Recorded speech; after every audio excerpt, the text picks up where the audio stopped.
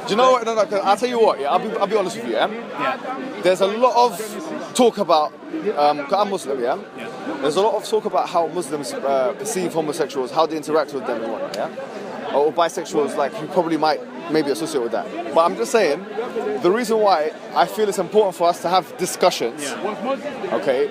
Is to basically clear to give people understanding that of what we actually believe, and also so that we can maybe like actually flesh out some key issues. You see what I mean? Because I think the most important thing from both of our perspectives, genuinely, is to understand each other.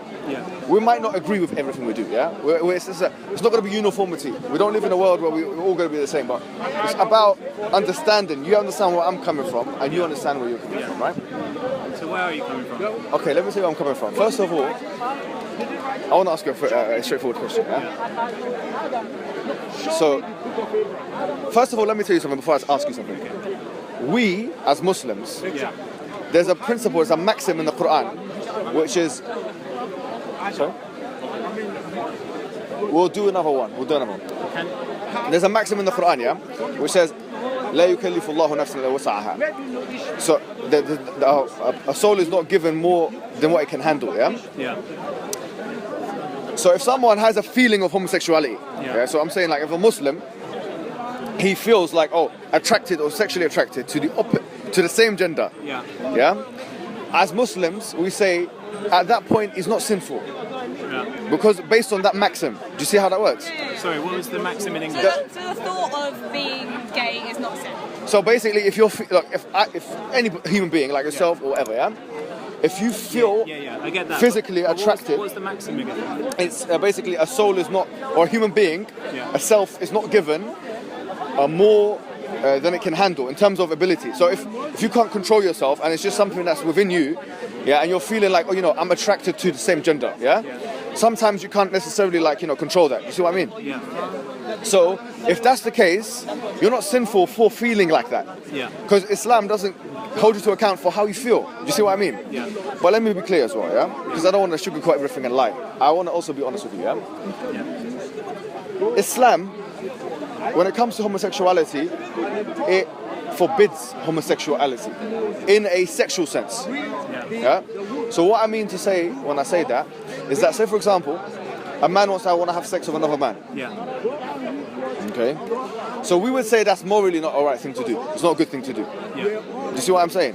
Now, if he feels good when he sees a man, all right? So it's morally, it's a wrong thing for a human being to do. It's to have sex with another man. Do you see what I mean? According to the Quran. According to Islam and Quran, But where does it say that? All right. So do you know it's interesting because in the biblical corpus, you have Lot. In Islam, you have Lut, who is the same person, The stories are different. It's not the same story completely, but there are some similarities. When Lot came to his people, they were homosexuals. Okay, so his people were homosexuals. He was guiding them to truth on two different fronts. He said to them, the first thing he would say to them is stop being homosexual, in terms of having sexual intercourse with other men. I looked at the Quran myself. I did a bit of a study, and I looked at I think 9 mentions of when Lot approached his people, and he's the only prophet that I can identify that he spoke to his people, and he didn't start off by talking about Tawheed, which is the idea that God is one. He actually always started by speaking to them about sexual, stop having sex with men. Men don't have sex with men. That's what basically it's saying.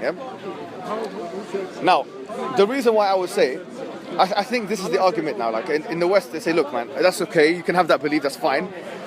But, and you probably agree with this, say we believe in the West here that so long as you're not harming anyone else, you can do whatever you want.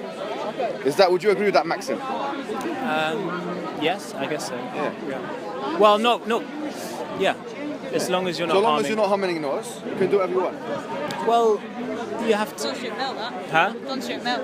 Yeah, John Stuart Mill is an English philosopher, and he talks about the harm on principle. liberty, the harm principle. Yeah. You guys done politics or something? What did you do? PPE students, What did you do? both of us. Politics, philosophy, and economics. Where and what uni? Goldsmiths. We're going in Is the it? second year. Are you in second year? Yeah. Trust me, guys, man. I've done it all before as well, man. I've done it all before, man. That's why you guys know what I'm talking about. John Stuart Mill, the harm principle. Yeah. And he obviously furthered from what Bentham. If you remember, his father was close friends with whom? Bentham, yeah? And he grew up. Jeremy Bentham was a utilitarianism, so he realized that utilitarianism had like the issue of the harm, like it cause harm. So he put a cap on that, or he kind of refined the theory of utilitarianism with what he called the harm principle. If you remember, like from the studies, yeah.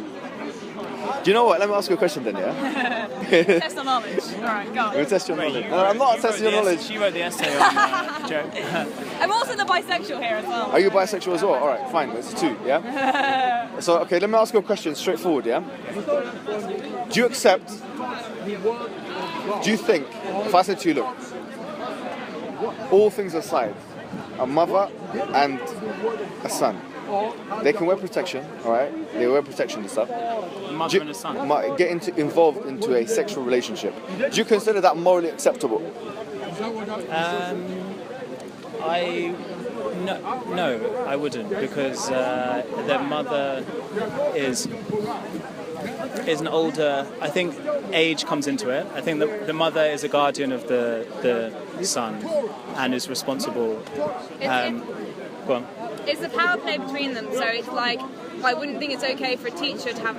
But if they're both consensual. Even if they're both consenting, I wouldn't think it's okay for a teacher to have sex with a pupil because of the power dynamic that exists between them. Same with a mother and a son. There's a power dynamic there. I think if the son had reached the age of 18, which in England we agree there is an age for sexual consent, and like you're an adult now and you can raise your voice just a little bit. Raise your voice just a little bit. Sorry. If 18 is the age of sexual consent, you can make a decision as an independent adult.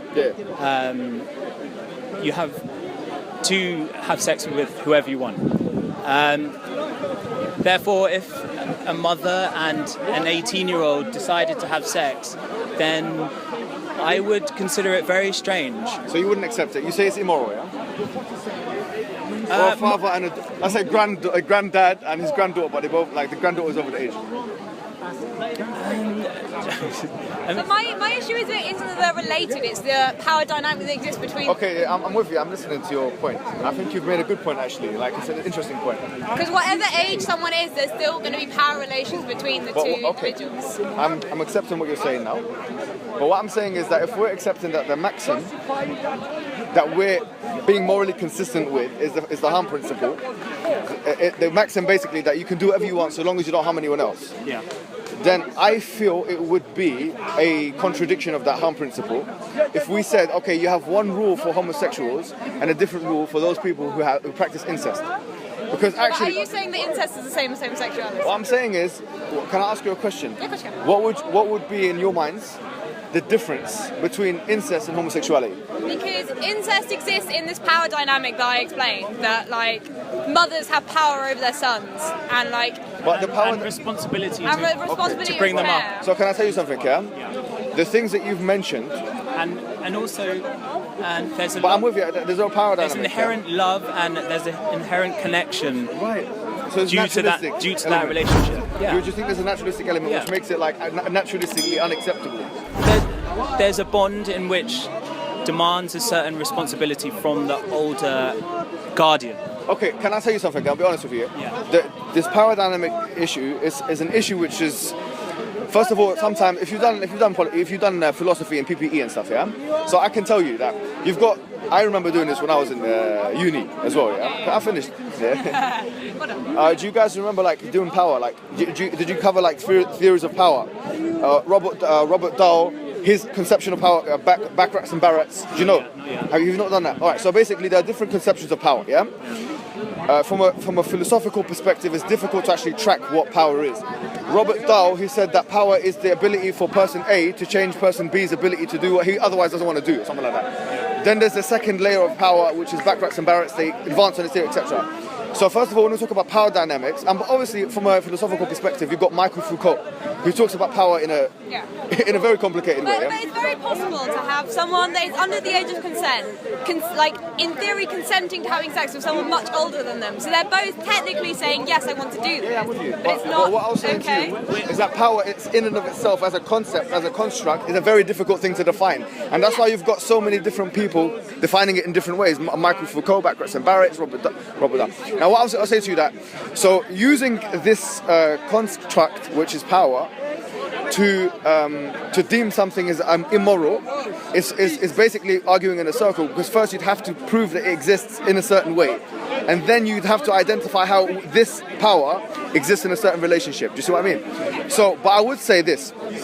I would say that, I'll be completely honest with you. From an atheist, you guys, would you consider yourself like non-religious, yeah? So like, you don't believe in a higher source, yeah? I do believe in something that underlies everything. So would you, okay, fine, I'm with you, but you don't believe in God? I haven't sort of...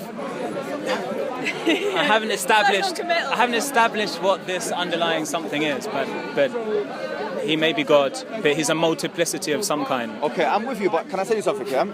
If you don't believe in God, my question to you would be, straightforward question, where do you derive your morals? In terms of objective morality, do you think you can get objective morality without an all-knowing, all-wise entity that can dictate them for you? I think objective knowledge can still be sort of apparent to me through this sort of rationale and reasoning between individuals, which is like this underlying something. It is an underlying unknown big other that we are none the wiser to. So you're not completely dismissing the fact that there could be an entity out there that's like that, right? Yeah. I'm with that.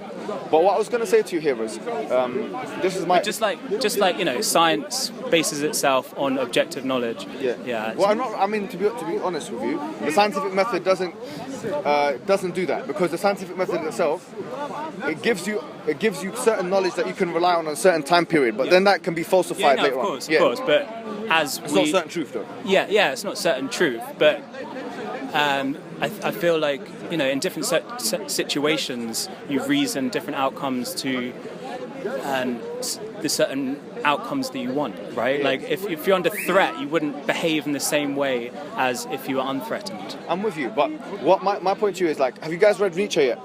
Nietzsche. Yeah. What book have you guys read? Beyond Good and Evil. Beyond Good and Evil. Do you know how hard that is to read? Have you seen that book? No, don't. I mean, it's a difficult book to read. Test me on it. I'm not gonna test you on it. Right but now. it's a difficult book to read. You agree, yeah? It's like the gay science. He wrote another book called The Gay Science. All right. Nietzsche. People like Nietzsche. People like Bertrand Russell, philosopher, atheist. People like Derrida. Jacques Derrida, you know him. These are postmodernists, yeah? Yeah. So basically, they don't believe that objective morality exists. Yeah.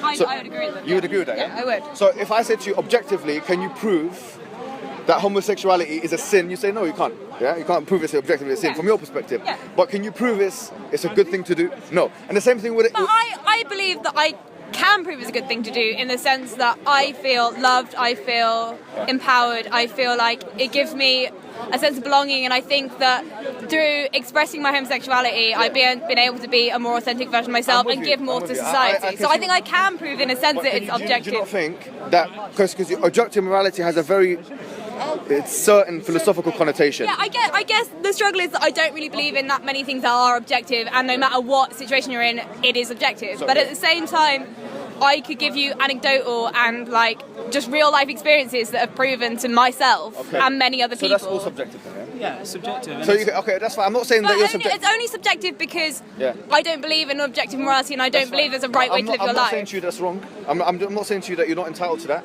Okay, right. I'm not saying that. Yeah. But I'm just saying that. So it's very difficult for us here, from a non-objective perspective, to actually condemn anything morally.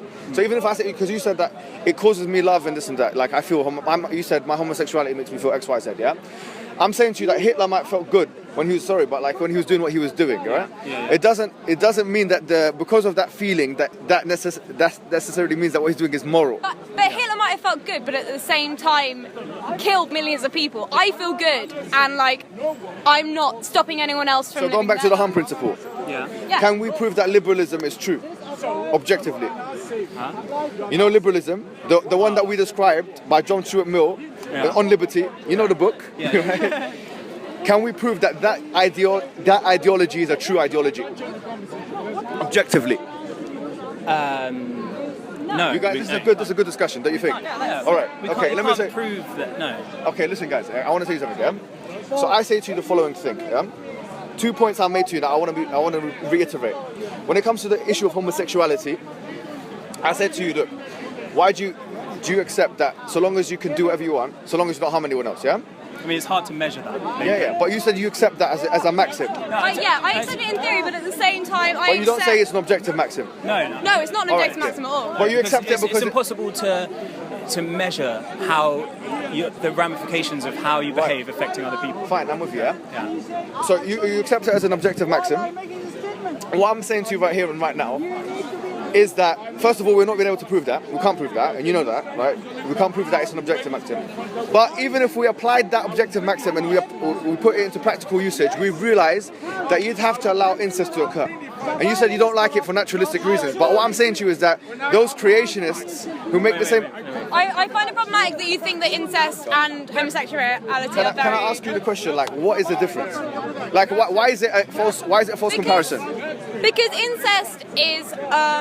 Why is it a false comparison? It's an act that involves like very complicated power dynamics of mothers and children. Well, I told you before that the word power has philosophical connotations which you have to unpack, and people define it differently. So Michael Foucault, Robert Dahl, and Backrax and Barrett. There's a lot of ambiguity in the sexual attraction. There's a lot of ambiguity in the way we relate to each other. Like it's. But can I tell you what I think? Yeah, I think the reason why homosexuality is accepted and incest is not as accepted is because in the 1960s and 70s you had a movement of homosexuals that came out publicly demanding rights, and that was listened to by society, and it became the social norm. Okay. Had you had the same movement for people that practice incest, it didn't happen. You're hypothetical. It's a hypothetical situation. But we're talking about individual freedom. We talk about. But why? But then again, the person that wants to be in an incestuous relationship should have his individual freedom as well. Yeah, of course. But okay, you can talk about sort of universalizing. Okay. Are you with me now? Do you see where I'm coming from? No. I see where you're coming from. But there's a problem because. What's the problem? As I said, like when you asked me, do you have a problem with incest? I said, if someone is of age, if they were 18 years old, let's say 35. They both the boys. The man is a 35-year-old man, big man like me, and the mum is like 55, and they want to get into an incestuous relationship together. I wouldn't say that was morally wrong. Okay. So now you've retracted. No. Because I didn't know, but I would say it's very strange because. But that's just your value judgment on it. Yeah, it's my value judgment. Because they knew each other, like the mother knew them as a child, and they were a child to them, and they're still a child. And the idea of adults having sex with children, I view as morally wrong. No, but they're not children anymore. He's 35. But Woody Allen. Woody Allen adopted a child. She grew up to when she hit 18. He started getting with her, and then he ended up marrying her. I genuinely don't think anything's wrong with that. Okay. What's wrong with that? What is it? She's not even his daughter. I know, but I don't think the relationship there is a relationship of equal power or a relationship. But remember what we said about power. Okay, all right, I'm going to stop using the word power because that's the only thing you have to cut me down on. Okay, I don't think the relationship there is one that views the two people as like equal people because the mother has taught the son or the father has taught the daughter this is how you should live your life. But equality is once again, you can't prove that objectively, can you? I can't prove anything to you objectively because I don't really believe in objective truth. So it's kind of like a non-point. I can't prove you objectively anything. I get your point. Right, so do you see, what I'm saying to you is the following, that we have to be, whatever paradigm we want to work within, we have to be morally consistent, I'm a Muslim.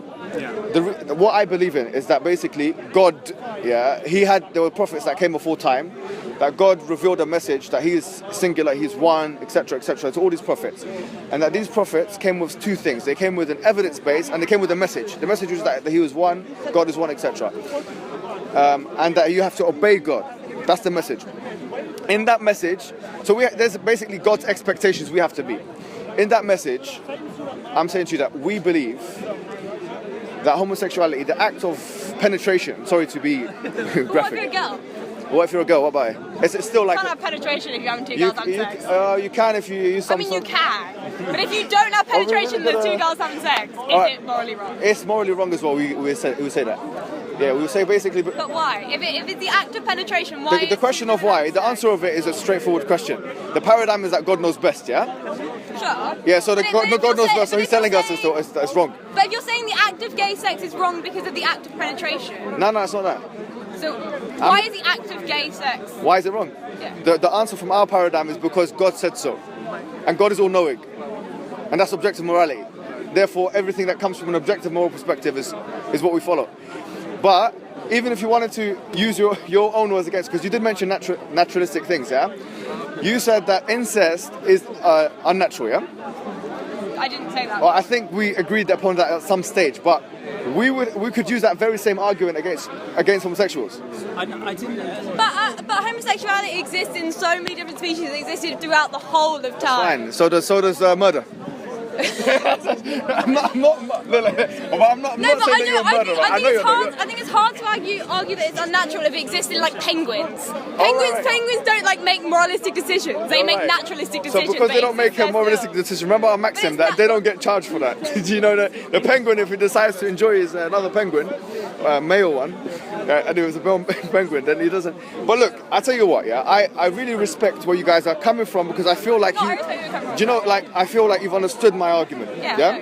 So now when you meet, can I tell you one thing? Yeah? I do think that there is some kind of extremism in the Muslim world. I believe that. And I'll tell you, I've done some research and you'll be shocked at the research I found. There's both extremism and hypocrisy in the Muslim world. What? Calm down over there. No, it's true, yeah? There's extremism But no, exists yeah, in the following way. I Do you know, don't we agree. as Muslims, the number one thing, in the Quran it says the following. Listen to this, yeah? In chapter number 4, verse 48, it says, إِنَّ اللَّهَ لَا يَغْفِرُ أَن يُشْرَكَ بِهِ. Ali wants to talk to you. Have you guys keys? Okay, wait. No, I don't have it, give me sorry. the keys. I don't have his keys. He hasn't got your keys. So it's a different guy. It says, إِنَّ اللَّهَ لَا يَغْفِرُ أَن يُشْرَكَ بِهِ وَيَغْفِرُ مَا دُونَ ذَلِكَ لِمَن يَشَاءُ. Just there. God says, I'm sorry about this. It says that God doesn't allow that you do shirk with him. Shirk is like giving the rights of God to any other than God, yeah? That's what shirk is. So saying that God is someone else worthy of worship or something else, yeah? Than God. But he forgives everything else to whoever he wants, yeah? So from that angle, the worst thing for us, the worst sin, the cardinal sin like in Islam, is shirk. That's number one. Then beyond that is like kufr, which is a kind of like, kufr is disbelieving in a message when it's come to you, yeah? Then below that, there are things like murder. Murder is there, yeah? According to Ibn Qayyim, one of our scholars that wrote a book called The Da'wah Dawah, when he addresses the issue of homosexuality, he says, then after murder, below that, he says, in his opinion, he believes that the act of a man having sexual intercourse with another man is there. Right below murder, basically, yeah? So you've got shirk, kufr, but the point is, look, think about this. Those Christians that are walking around right now in Speakerscorner, they're doing the number one sin for us. Yeah, because they believe that Jesus is God, yeah? Hindus that believe that Ganesh is God, he's got 8 arms, this God is God. They're doing a worse sin than the homosexual, yeah? Obviously a murderer is doing that, as a worse sin. So, inshallah, we're gonna, Sorry, we can't for too long. I'm just gonna finish it, I'm gonna Got too into So basically, what I'm saying to you, yeah, is that doesn't. So when I see a Christian, I'm not gonna do anything. I'm gonna speak to them like I've spoken to you today, yeah. So I think the extremism exists, yeah. But when people actually think that homosexuality is the worst sin, it's not the worst sin. There's sins that are worse than it in Islam, and it also exists in the way that some people, I think they have it's kind of like a fetish attitude towards homosexuals. Well, if you feel like that with homosexuals, you should feel like that with Christians and Jews, or not Jews, but Christians and Hindus. They're doing what we believe is the worst sin, yeah? So I feel like free discussion and conversation, the one that we've had today, is a vitally important thing that we should do. This is, I think, one of the biggest misconceptions, where people actually feel because of the things that's happened, yeah, the like recent incidents and whatnot, that we are out here to kill civilians or something like that, or that we are out here to hurt homosexuals. It's not what we believe in. So we don't believe in the Quran. It says in chapter 2, verse 256, "لا إكراه في الدين قد تبين الرشد من الغي." It says that there's no compulsion in religion, that the truth is very manifestly clear from the falsehood. So with that, I will conclude. But look, I'll tell you to do one thing, as if you don't mind, yeah, and I'll let you think about it. Can you do me a favor? When you go home, start reading the Quran. I do want to read it. Read it, because if you're doing PPE, you will get. I'll tell you what you guys are going to have. You're going to have a good insight in the world, because I've done a very similar course in uni. Yeah. What did you do? Sorry. I done politics. Then I done a postgraduate in history, and then things after that. But the point is, there was a lot of like philosophy modules in that one. Yeah. What you need, I think, what will make you an all-rounded person is not only to have idea of politics and philosophy, but also to have an understanding of at least the major world religions. Like, where are we coming from? So I know now where you're coming from, so you should know where I'm coming from. I'm not saying that look, I'm not going to treat you in a bad way. I don't like people that don't eat pork. I don't like eating pork, yeah. But I'm not going to go stand outside the Tesco's, yeah. Oh, this guy's got you know what I'm saying,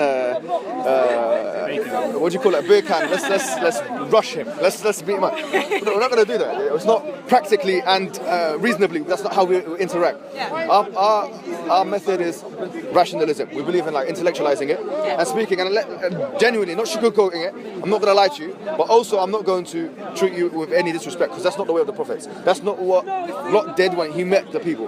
He said to the people, you know, basically abandon this act of homosexuality. Abandon it. You'll feel that your life is probably going to get better. I'll be honest with you. What if it doesn't? Trust me, I'll tell you what. What if it doesn't? I promise you, it will. But what if I felt worse being in the closet than out the closet?